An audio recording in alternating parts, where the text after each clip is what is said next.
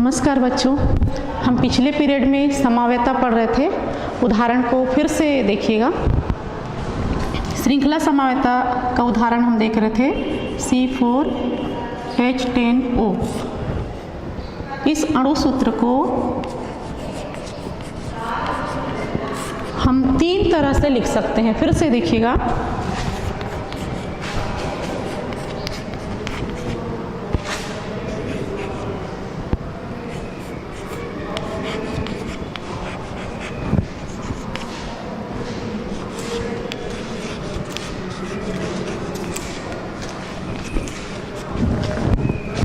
ये एक संरचना हुई नॉर्मल ब्यूटेनॉल फर्स्ट। दूसरी संरचना देखिए,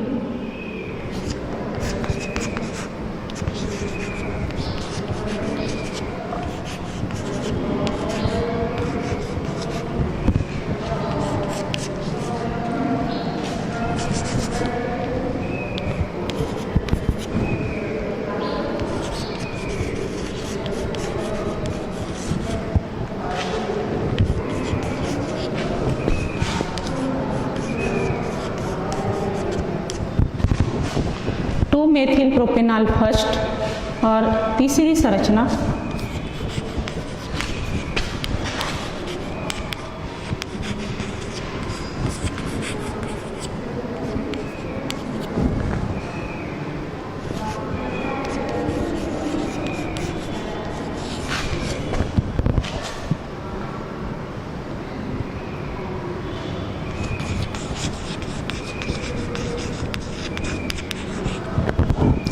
मेथिल प्रोपेनॉल सेकेंड। ये हम पिछले पीरियड में देख चुके हैं।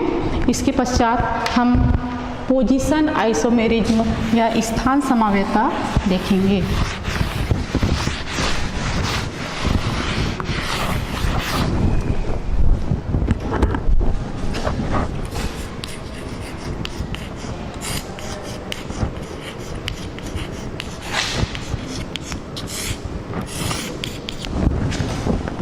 जब एल्कोहल में OH समूह का पोजीशन बदल जाता है, अर्थात उसके स्थान में परिवर्तन हो जाता है, तो उसे हम स्थान समावेता कहते हैं।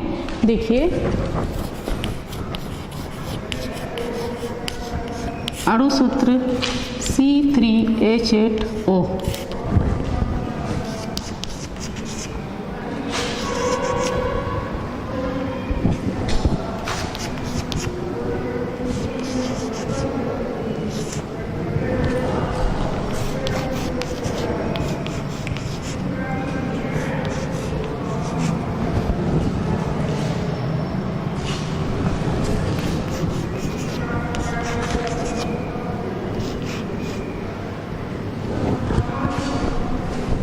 C3H8O, इसमें पोजीशन समावेता अर्थात स्थान समावेता, इसमें OH का जो स्थान है बदल गया है। इसका जब हम नंबरिंग करते हैं तो ये देखिए, पहले नंबर के कार्बन पर OH जुड़ा हुआ है और इसे नंबरिंग करते हैं तो हम ये देखते हैं कि जो OH है दूसरे नंबर के कार्बन पर लगा हुआ है। इसका नाम देखेंगे,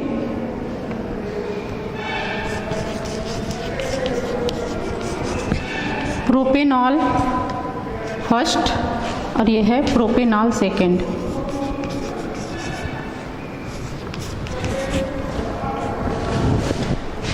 फिर से एक बार, अणु सूत्र C3H8O और स्थान समावेता में जो OH क्रियात्मक समूह है उसके पोजीशन में या स्थान में परिवर्तन होता है। यहाँ प्रोपेनॉल फर्स्ट में पहले नंबर के कार्बन पर OH समूह जुड़ा हुआ है और इस संरचना में दूसरे नंबर के कार्बन पर OH समूह जुड़ा हुआ है। स्थान में परिवर्तन के कारण इसे स्थान समावेता कहा जाता है।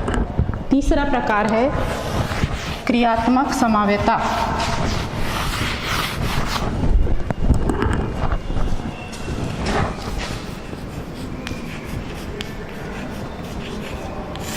क्रियात्मक समावेता, इसे फंक्शनल आइसोमेरिज्म भी कहा जाता है।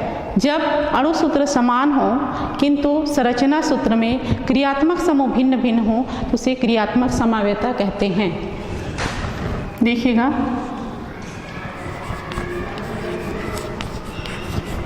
अणु सूत्र C2H6O उदाहरण के रूप में ले रहे हैं। इसे हम दो तरह से लिखेंगे।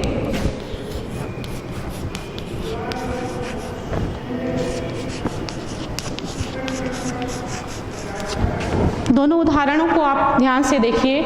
यह है एथिल एल्कोहल या एथेनॉल।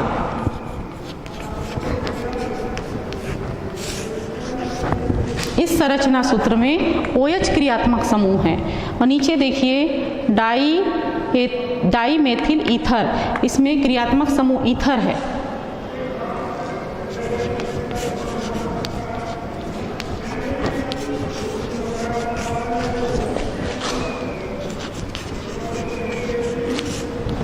क्योंकि इन दोनों इस दोनों संरचनाओं में यहाँ एल्कोहल हाइड्रॉक्सिल समूह है और यहाँ ईथर ग्रुप है, ईथर समूह है, इसलिए अलग अलग क्रियात्मक समूह होने के कारण इसे हम क्रियात्मक समाव्यता कहेंगे। अब समाव्यता का तीसरा प्रकार देखेंगे, प्रकाशीय समाव्यता।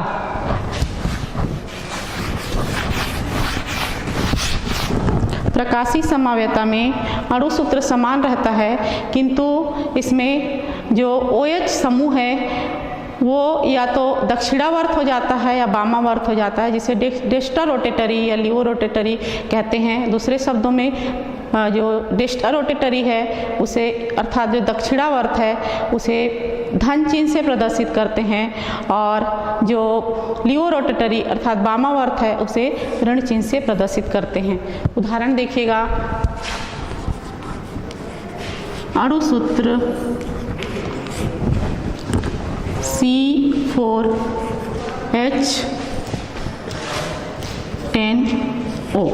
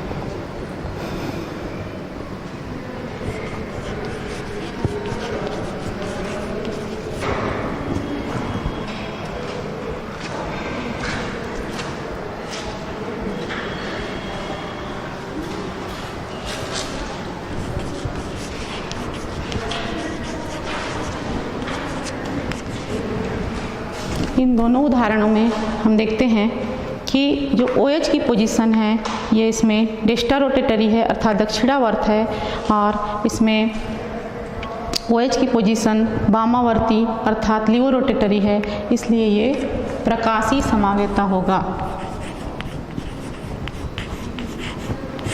इसे अंग्रेजी में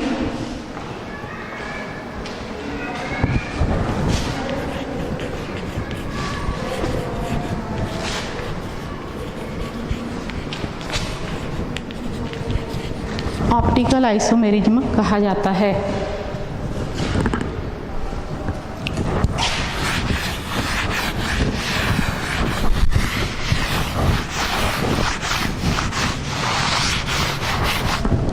इसके पश्चात मोनोहाइड्रिक एल्कोहल को बनाने की सामान्य विधियां हम देखेंगे।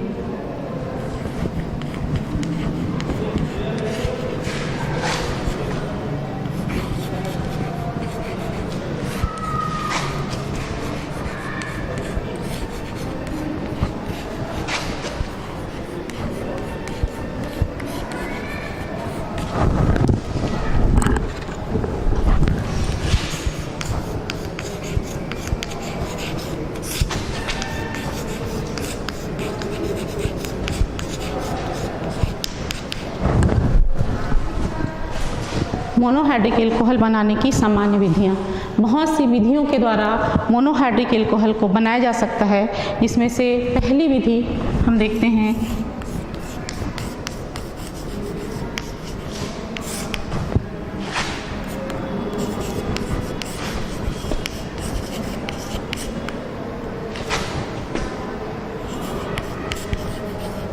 एल्किल हैलाइड का कास्टिक पोटास के साथ जल अपघटन।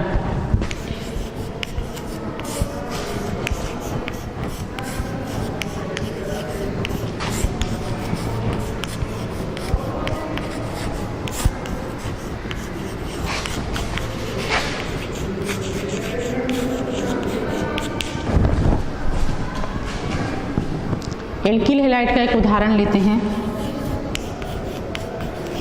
C2H5Br अर्थात एथिल ब्रोमाइड, और कास्टिक पोटास का सूत्र है KOH। दोनों को कास्टिक पोटास के जलीय विलयन में इसकी अभिक्रिया होती है और ये अपने अणुओं में टूटते हैं। C2H5 और Br- ये इस तरह से टूटेगा। इसी तरह से पोटेशियम प्लस चार्ज और OH माइनस चार्ज। अब ये जो Br है इस पोटेशियम से अभिक्रिया करेगा और ये जो एथिल मूलक है ये हाइड्रॉक्सिल मूलक से अभिक्रिया करेगा, ये बनाएगा एथिल एल्कोहल।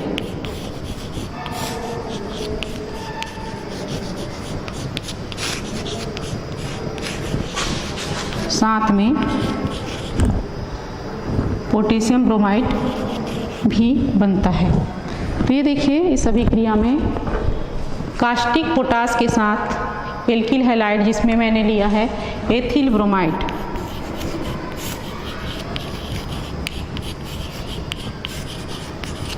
एथिल ब्रोमाइड का हमने जब जल अपघटन किया जलीय कास्टिक पोटास के साथ, तो इसमें आयन एक्सचेंज हो रहे हैं, पोटेशियम ब्रोमाइड अलग हो रहा है और एथिल एल्कोहल बन रहा है। इस अभिक्रिया में एल्कोहल संतोषप्रद ढंग से बनता है, किंतु कुछ समय पश्चात ये जो रिएक्शन है बैक हो जाता है, अर्थात पीछे की ओर चलने लगता है और फिर से एथिल ब्रोमाइड बनने लगता है। इसलिए इस अभिक्रिया में पोटेशियम हाइड्रोक्साइड के स्थान पर हम AgOH लेते हैं, अर्थात सिल्वर हाइड्रोक्साइड लेते हैं। देखिएगा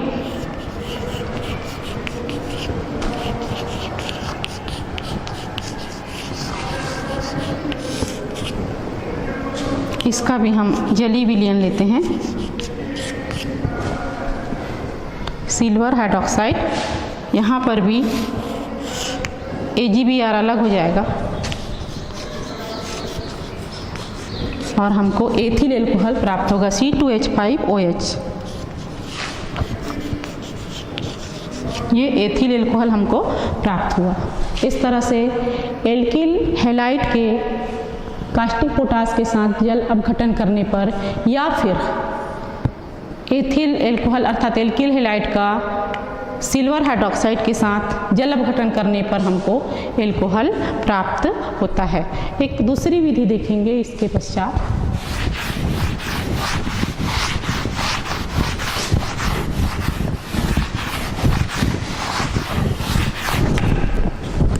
एल्कीन के साथ दूसरी विधि,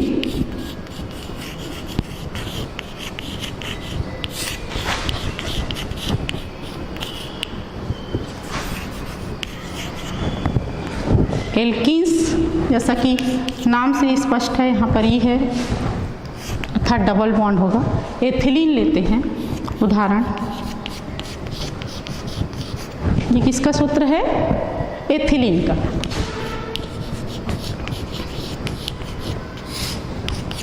अब एथिलीन का हम जल अपघटन करेंगे और जब हम एथिलीन का जल अपघटन करते हैं तो सल्फ्यूरिक अम्ल की उपस्थिति में,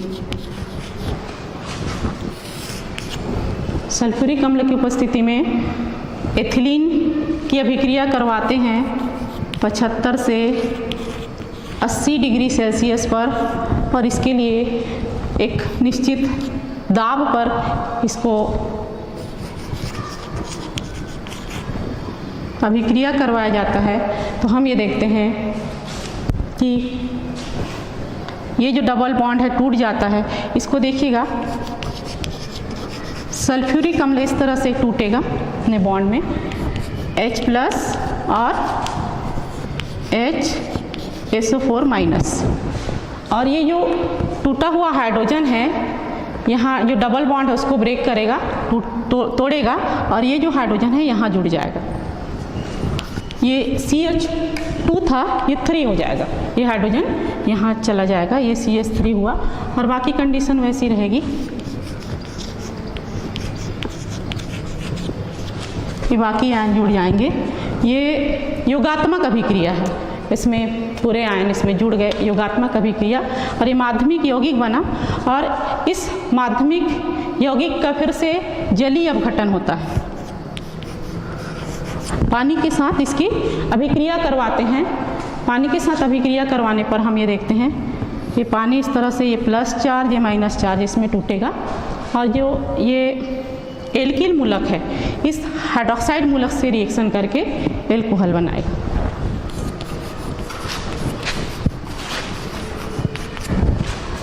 और जो HSO4 है फिर से इस हाइड्रोजन से रिएक्शन करके सल्फ्यूरिक अम्ल बनाएगा, यह है एथिल एल्कोहल।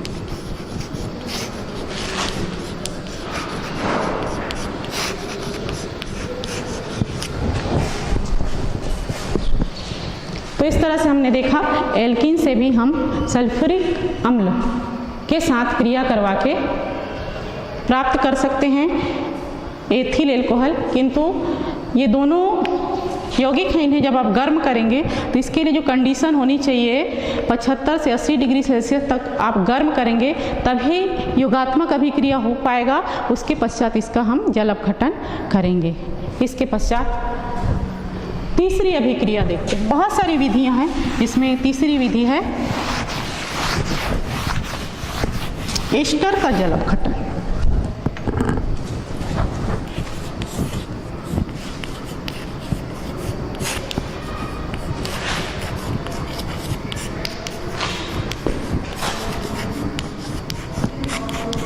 एक उदाहरण लेते हैं एस्टर में।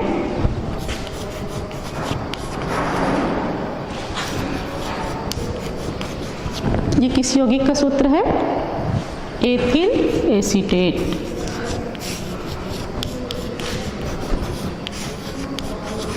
एथिल एसीटेट की अभिक्रिया हम पानी से करवाते हैं।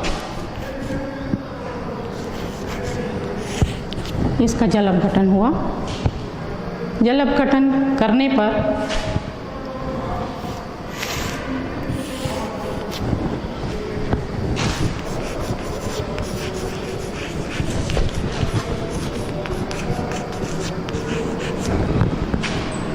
यह है एसिटिक एसिड।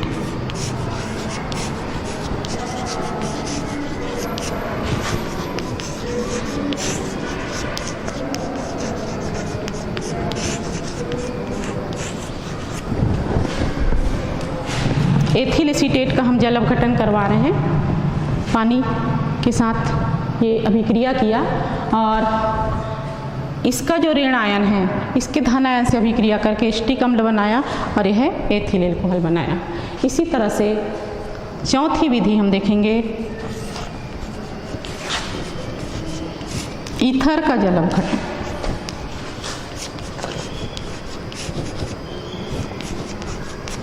ईथर का जल अपघटन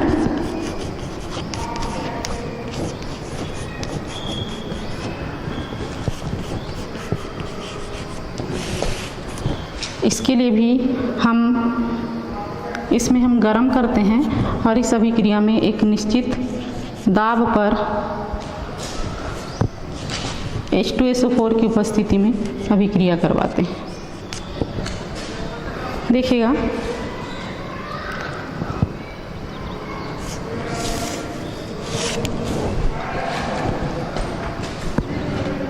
C2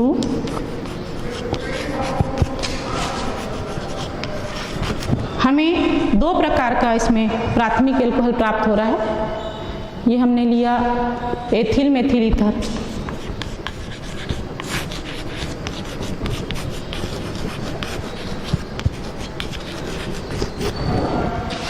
और हमें प्राप्त हो रहा है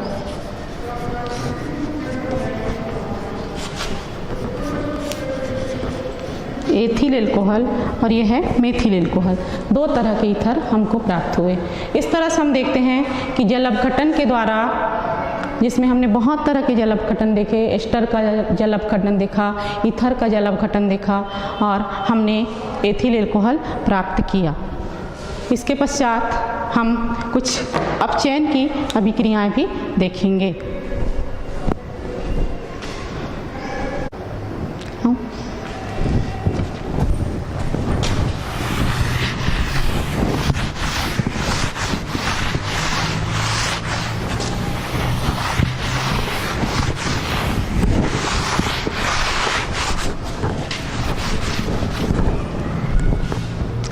अपचयन की अभिक्रियाएं देखिए।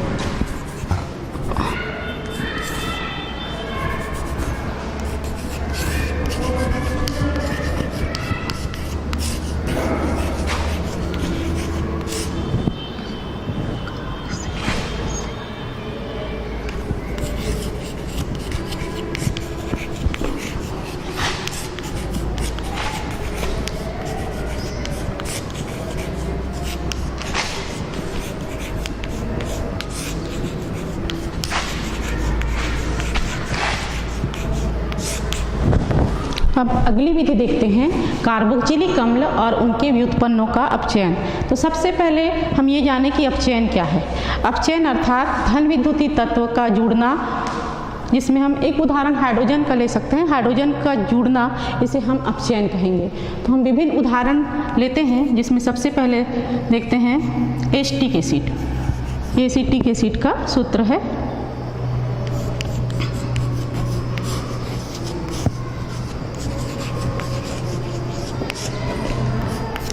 इसकी अभिक्रिया हम करवाते हैं हाइड्रोजन से, और इसमें जो उत्प्रेरक लेते हैं लिथियम एल्युमिनियम हाइड्राइड। ये एक उत्प्रेरक है। उत्प्रेरक अर्थात ऐसा पदार्थ जो किसी रासायनिक अभिक्रिया में स्वयं भाग नहीं लेता, लेकिन अभिक्रिया के दर को या तो तेज कर देता है या कम कर देता है। तो ये उत्प्रेरक है लिथियम एल्युमिनियम हाइड्राइड। ये हमने लिया। अब यहाँ पर देखिए, हाइड्रोजन के दो अणु यहाँ जुड़ जाएंगे।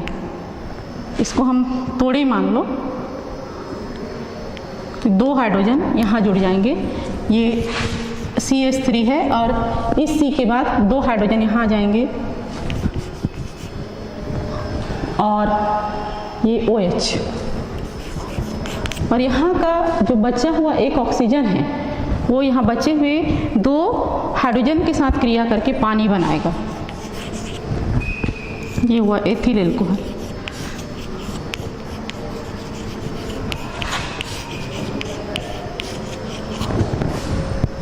तो हमने देखा एसिटिक अम्ल का जब हम अपचयन करते हैं, रिडक्शन करते हैं लिथियम एल्युमिनियम हाइड्राइड की उपस्थिति में, तो एथिल एल्कोहल बन रहा है, साथ में पानी के अणु बाहर निकल रहे हैं। एक दूसरा उदाहरण लेते हैं।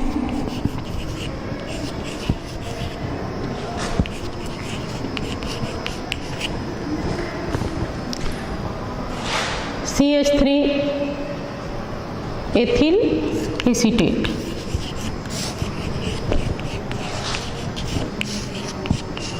एथिल एसीटेट की अभिक्रिया हाइड्रोजन के साथ करवाते हैं। इसमें भी लिथियम एल्युमिनियम हाइड्राइड ही हम उत्प्रेरक के रूप में लेते हैं। यहाँ पर भी हम देखते हैं दो तरह के एल्कोहल बनते हैं। यहाँ से टूटेगा, दो हाइड्रोजन इधर आ जाएंगे, दो हाइड्रोजन इधर आ जाएंगे।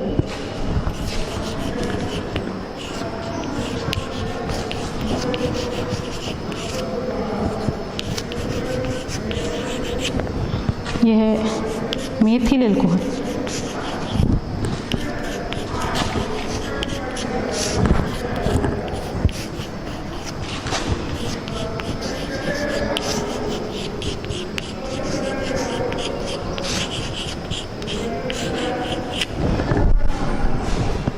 तो जब हम एस्टर का चयन करते हैं, ये एथिल एसीटेट हमने लिया है उदाहरण के रूप में, और इसमें अपचयन होने के पश्चात मेथिल एल्कोहल और एथिल एल्कोहल बन रहा है। इसी तरह से एसिटिल क्लोराइड अगला उदाहरण लेते हैं।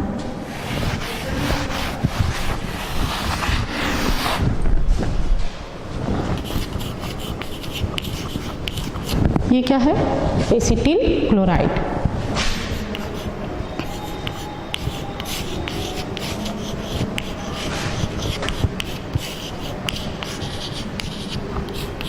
एसिटिल क्लोराइड की अभिक्रिया हम हाइड्रोजन से करवाते हैं। 4 हाइड्रोजन लिया, उत्प्रेरक के रूप में लिथियम एल्यूमिनियम हाइड्राइड हमने लिया। यहाँ पर भी हम देखते हैं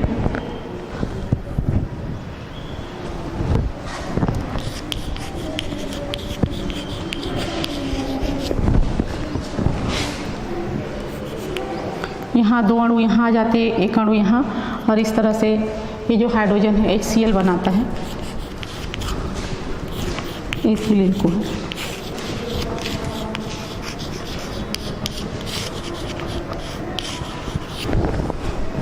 इसके पश्चात ये देखिए इस अभिक्रिया में एसिटिल क्लोराइड है, और यहाँ पर जो हाइड्रोजन है फिर से देखिए इसको,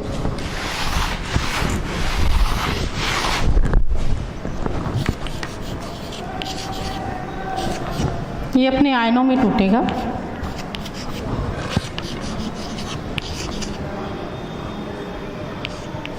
ये प्लस चार्ज है और Cl माइनस चार्ज है, और जो हाइड्रोजन है 4 हाइड्रोजन है यहाँ पे,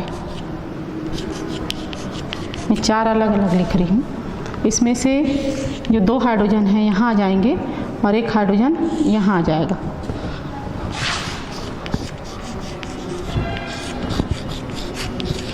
ये और एक बचा हुआ जो हाइड्रोजन है इस क्लोरीन के साथ रिएक्शन करके HCl बना रहा है। इस तरह से इसमें हाइड्रोजन जुड़ रहा है, इसलिए अपचयन अभिक्रिया है। और अपचयन अभिक्रिया का ही एक तीसरा उदाहरण और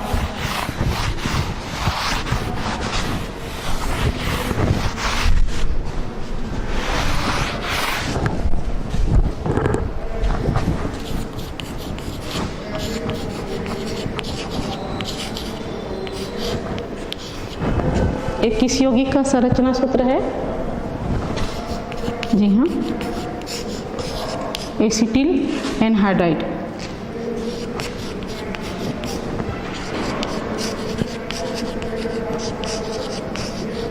एसिटिल एनहाइड्राइड की क्रिया हम करवाते हैं हाइड्रोजन से। इसमें भी लिथियम एल्यूमिनियम हाइड्राइड हम लेते हैं, और यहाँ पर देखते हैं ये हाइड्रोजन के 8 अणु हैं, इसमें से 2 अणु यहाँ जाते हैं, 2 अणु यहाँ आ जाते हैं, और 1 अणु इधर आ जाते हैं।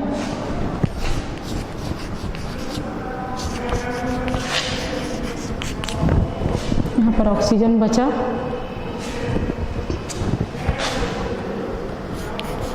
ये H2O बनाएगा।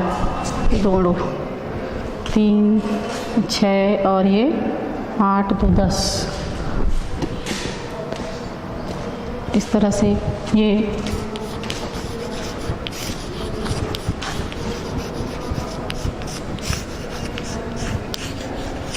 एसिटिक एनहाइड्राइड की क्रिया हाइड्रोजन के 8 अणु से लिथियम एल्यूमिनियम हाइड्राइड की उपस्थिति में करवाते हैं, तो एथिल एल्कोहल के 2 अणु बनते हैं, और इस तरह से अपचयन अभिक्रिया के द्वारा हम एथिल एल्कोहल प्राप्त करते हैं। इसके पश्चात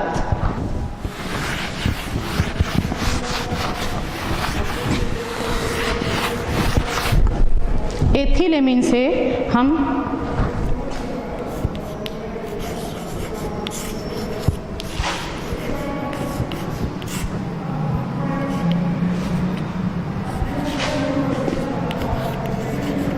एथिलेमीन तथा नाइट्रस अम्ल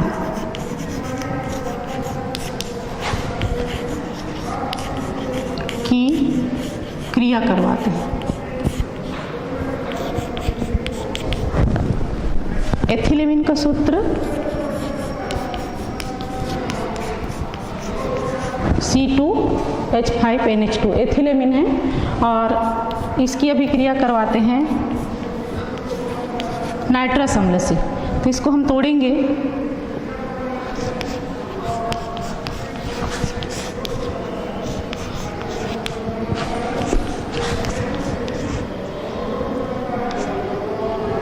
ये अपने आयनों में टूटेगा।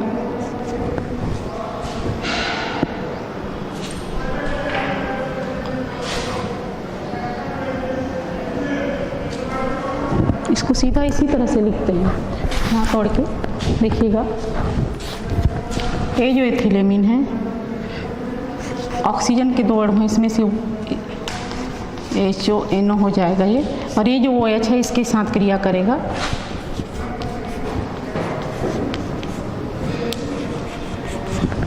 ये नाइट्रोजन और ये नाइट्रोजन दोनों क्रिया करेंगे, N2 बनाएंगे, और ये हाइड्रोजन एक बचे हुए ऑक्सीजन से क्रिया करके H2O बनाएगा। देखिए यहाँ पर यह एथिलेमिन और ये नाइट्रस अम्ल दोनों अभिक्रिया करके बना रहे हैं एथिल एल्कोहल।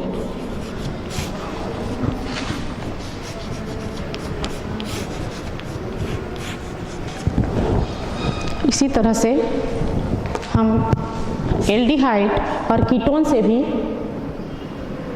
एथिल एल्कोहल प्राप्त कर सकते हैं।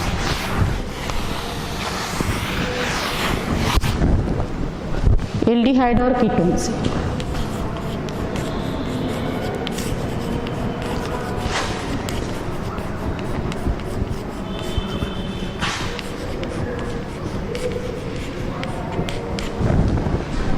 एस्टेल्डिहाइड लेते हैं उदाहरण के रूप में।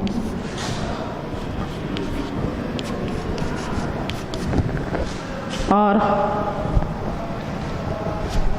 इसकी अभिक्रिया करवाएंगे, इस तरह से कीटोन लेते हैं।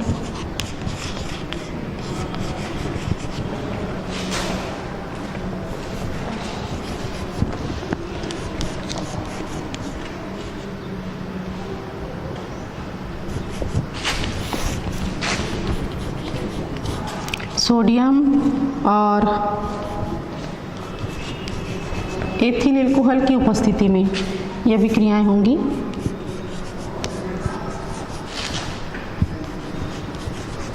देखिएगा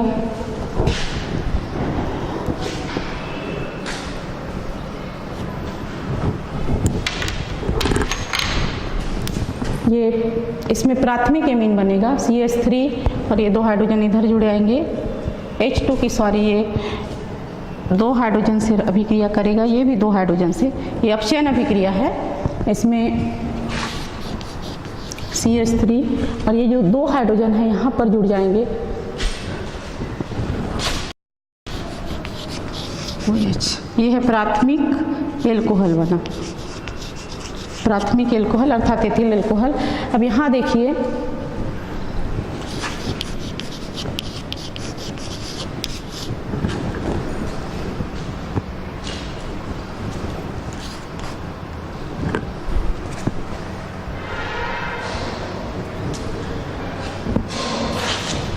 CHOH, यहाँ सेकेंडरी एल्कोहल बन रहा है। एल्डिहाइड से जब हम एल्डिहाइड का जब हम अपचयन करवाते हैं सोडियम और एथिल एल्कोहल की उपस्थिति में तो हमको प्राथमिक एल्कोहल प्राप्त होता है। वहीं जब हम कीटोन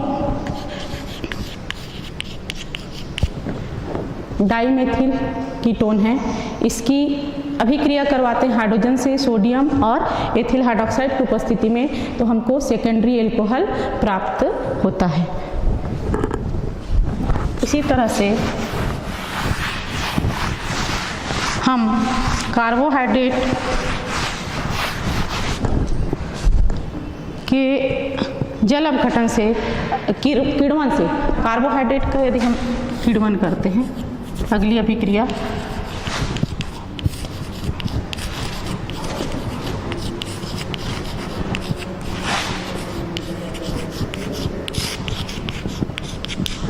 कार्बोहाइड्रेट के किण्वन से भी हम मोनोहाइड्रिक एल्कोहल प्राप्त कर सकते हैं। एक उदाहरण लेते हैं। ये शर्करा का सूत्र है, ये है शर्करा, और इसका हम किण्वन करवाएंगे एंजाइम की उपस्थिति में, तो हमको ग्लूकोज के और फ्रक्टोज के अणु प्राप्त होंगे। ये जल अपघटन करवा रहे हैं इन्वर्टेज एंजाइम की उपस्थिति में। तो इन्वर्टेड एंजाइम की उपस्थिति में जब हम अभिक्रिया करवाते हैं, साथ ही खमीर लेते हैं, ईस्ट या खमीर, तो हम ये देखते हैं कि ये ग्लूकोज और फ्रक्टोज में टूट जाता है। ये ग्लूकोज बना और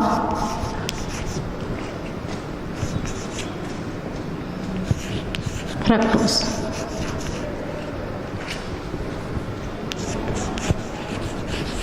ग्लूकोज और फ्रक्टोज के अणु प्राप्त होते हैं। फिर हम ग्लूकोज के अणु का फिर से जल अपघटन करवाते हैं।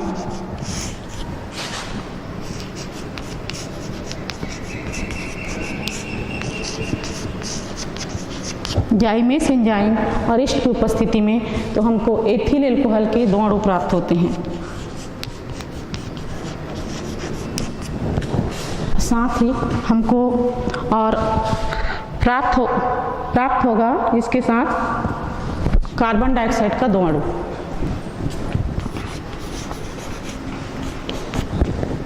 इसके पश्चात हम ये देखेंगे कि ग्रिग्नार्ड अभिकर्मक की उपस्थिति में भी हम मोनोहाइड्रिक एल्कोहल बना सकते हैं।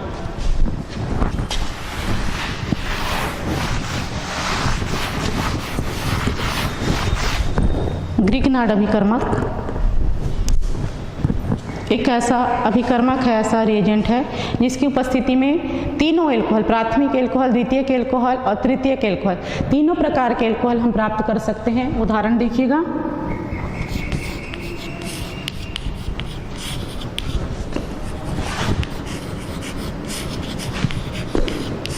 ग्रिग्नार्ड अभिकर्मक का सामान्य सूत्र है RMgX। मैं उदाहरण के रूप में ले रही हूँ CH3MgI। ये मैंने उदाहरण के रूप में ग्रिग्नार्ड अभिकर्मक को लिया है। देखिए, पहली कंडीशन जब हम फॉर्मेल्डिहाइड लेते हैं तब, दूसरी कंडीशन जब हम एस्टेल्डिहाइड लेंगे तब, और तीसरी कंडीशन जब हम एसीटोन लेंगे तब। तीनों कंडीशन में हमें 3 प्रकार के मोनोहाइड्रिक एल्कोहल प्राप्त होंगे। देखिए,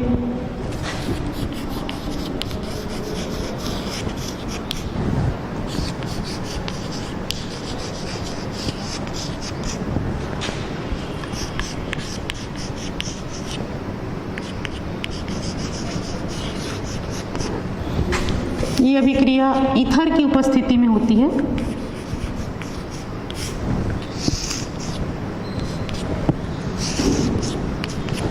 ईथर की उपस्थिति में फॉर्मेल्डिहाइड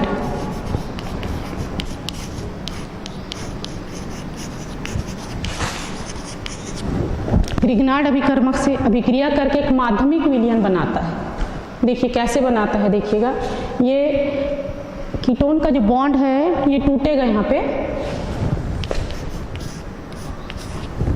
और ये जो MgI है यहाँ जुड़ जाएगा। CH3 इस पोजीशन पे जुड़ेगा और नीचे हाइड्रोजन रहेगा। एक माध्यमिक यौगिक है ये।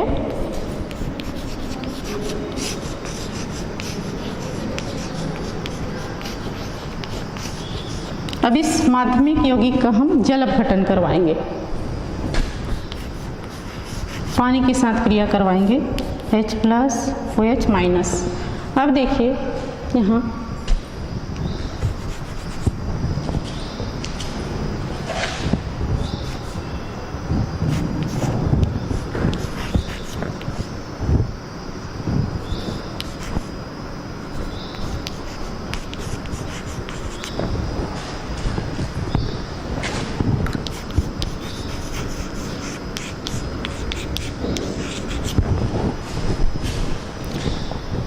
ये जो हाइड्रोजन है यहाँ जुड़ गया और जो OH है Mg के साथ जुड़ गया।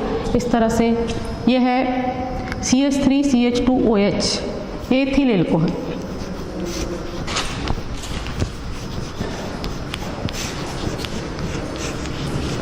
अर्थात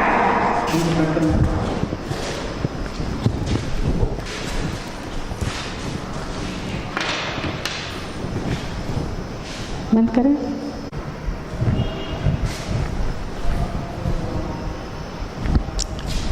सॉरी बच्चों, विद्युत अवरोध के कारण कुछ रुकावट आ गया था।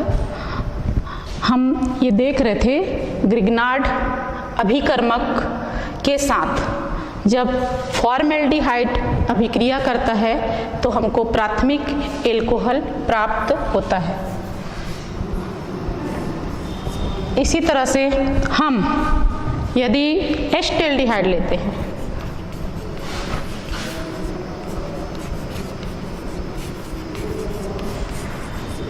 एस्टेल्डिहाइड लेते हैं और एस्टेल्डिहाइड की ग्रिग्नार्ड अभिकर्मक के साथ अभिक्रिया करवाते हैं तो हम ये देखते हैं कि इसमें भी हमको एक माध्यमिक यौगिक प्राप्त होता है।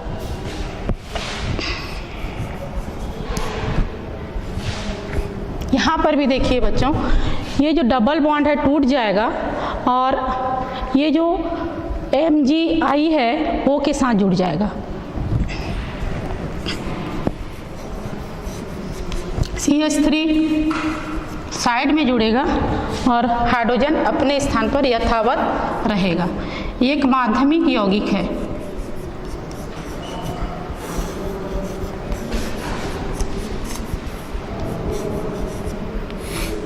और ये जो माध्यमिक यौगिक है इसका जब हम जल अपघटन करवाएंगे, ये जल का H+ OH-। अब देखिए यहाँ जो MgI है ये इस हाइड्रोक्साइड आयन से अभिक्रिया करेगा और ये जो ऑक्सीजन है इससे हाइड्रोजन जुड़ जाएगा।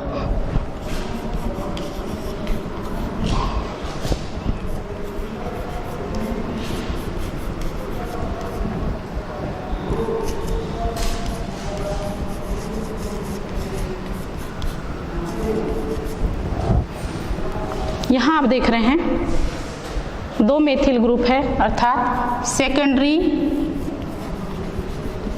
एल्कोहल बन रहा है। फिर से देखिए सभी क्रिया को, एस्टेल्डिहाइड ग्रिग्नार्ड अभिकर्मक से अभिक्रिया कर रहा है और ये जो डबल बॉन्ड है टूट रहा है, CH3 इस पोजीशन पे जुड़ जाएगा और मैग्नीशियम आयोडाइड ऑक्सीजन से जुड़कर एक माध्यमिक यौगिक बना रहा है। और इस माध्यमिक यौगिक का जब हम जल अपघटन कर रहे हैं तो हमको सेकेंडरी एल्कोहल प्राप्त हो रहा है। इसके पश्चात जब हम एसीटोन से अभिक्रिया करवाएंगे तो ग्रिग्नार्ड अभिकर्मक टर्सरी एल्कोहल या तृतीयक एल्कोहल देगा।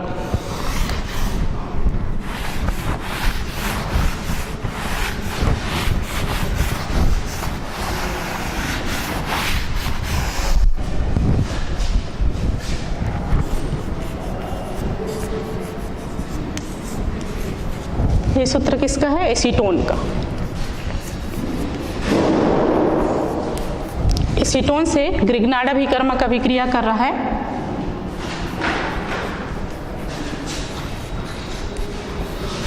ईथर की उपस्थिति में, ईथर की उपस्थिति में ये अभिक्रिया कर रहा है और यहाँ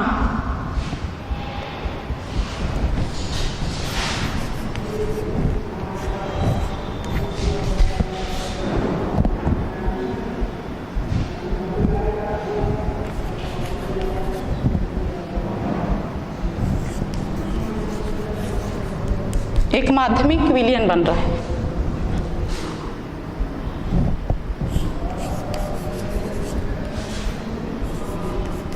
माध्यमिक यौगिक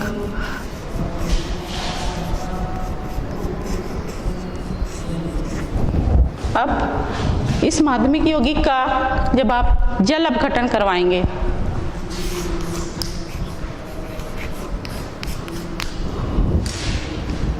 तो हमको तृतीयक एल्कोहल प्राप्त होगा।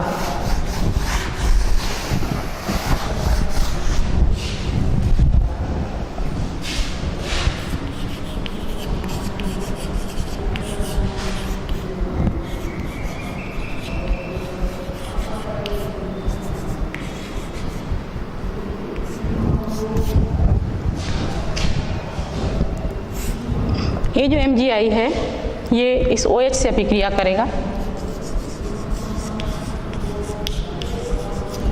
एक अस्थायी यौगिक है ये, और यहाँ पर हम देखते हैं तृतीयक ब्यूटिल एल्कोहल प्राप्त हो रहा है।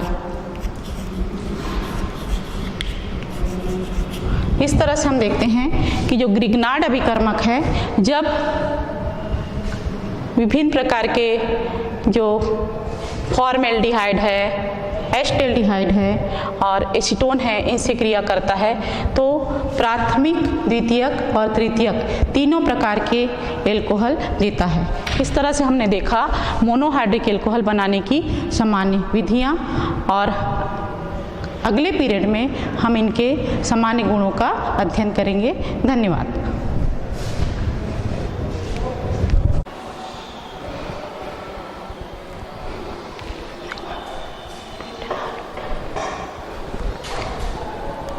इस क्विज में बच्चों त्रुटि सुधार कर लीजिए। ब्यूटेनॉल फर्स्ट,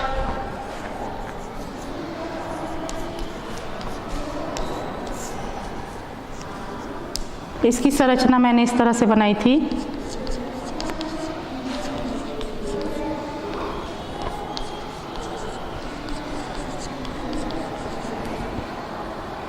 इस तरह से बनाई थी। इसमें मैंने H2 लिखना मैं भूल गई थी, तो H2 लिख लीजिए यहाँ। और इसी तरह से एक और त्रुटि हुई थी प्रकाशीय समावयता में।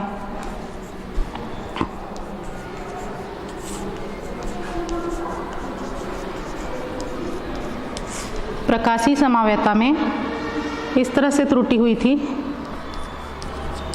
जब मैं आपको प्रकाशीय समावयता बता रही थी तो CH3C और नीचे भी मैंने CH3 लिखा था, HOH, और ये जो संरचना है, और इसी तरह से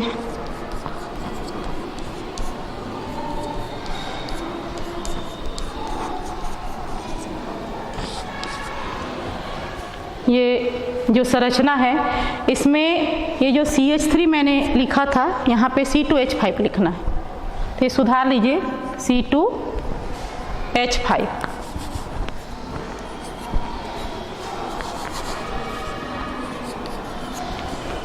ये पहली त्रुटि थी, ये दूसरी, और एक तीसरी त्रुटि और है बच्चों, इसे भी देख लीजिएगा। तीसरी त्रुटि ये थी कि जब हम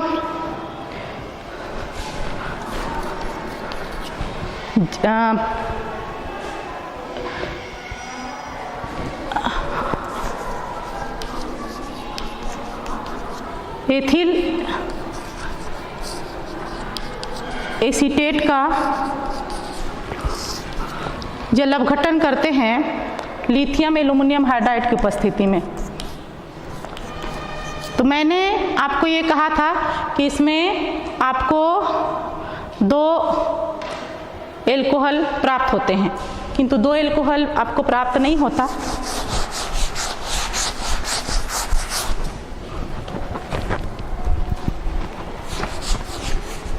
यहाँ देखिएगा एक एसिटिक एसिड बनता है जल अपघटन होने पर,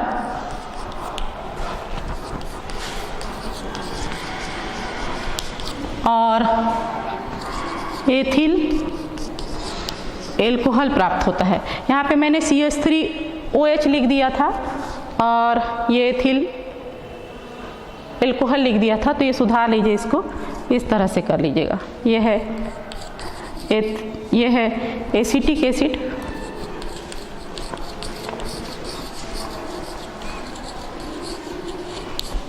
और ये है एथिल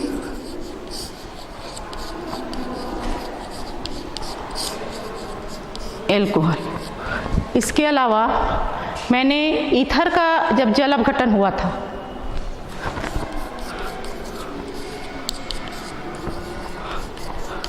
ईथर का जब हमने जल अपघटन किया था, तब भी मैंने आपको कहा था कि इसमें CH3OH बनता है और साथ ही C2H5OH बनता है। तो मैंने कहा था कि 2 ईथर प्राप्त होते हैं, जबकि आपको 2 एल्कोहल प्राप्त होता है। तो ये त्रुटि सुधार कर लीजिए बच्चों। धन्यवाद।